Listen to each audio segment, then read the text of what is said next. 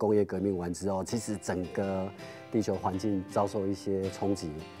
最明显的就是增温的状况。那增温造成整个气球环境上的变迁。为了解决这些环境上造成的冲击，其实减碳是一个我们重要的目标。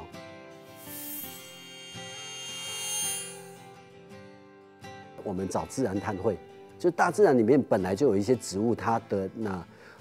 碳储存的效果很好。例如我们今天报告的蓝碳，蓝碳的名称是来自于，因为它都在海洋，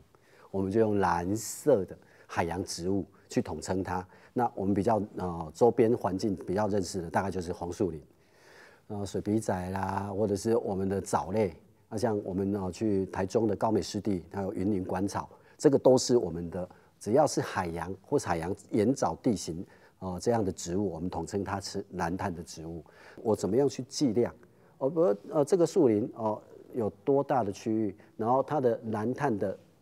量大概可以储存到多少几公吨的有碳汇的能力，这个部分其实都还在发展。其实我们平常在学校，不管哪个年龄层我们其实就是要让孩子学习到，我要珍惜能源，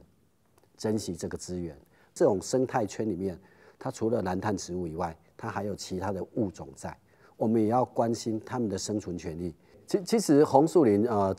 这半年多其实有一些争议出现因为红树林它因为生态的习性，它的特性它就是很容易让土壤固化，因为它的根拉得太紧了，然后随着潮流种子可以漂流到各个地方，然后就长出另外一批的红树林了。所以第一个有一些渔民会冲击到他捕鱼的权益，然后经济上受到影响。再来有一些本来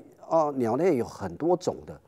现在因为红树林过去之后，红树林它长得很茂密所以水鸟进不去，所以变成是本来有很多生物多样性可以容易观察得到的一些环境，却因为红树林的增长而受到改变。所以从这个角度来看，其实我们教师，我们教育工作者，其实更要有那种体验。你没有办法再给一个很明确的标准答案，怎么做会是最好的，是对的，但是我们可以回到我们大家，我们是一个成熟的民主社会，我们可以去谈，去顾虑到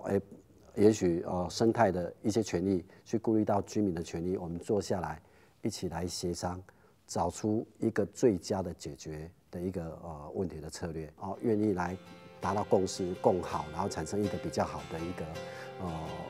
对大家都比较有利的一个这样的一个决策，这也是我们教育上其实要去努力的事情。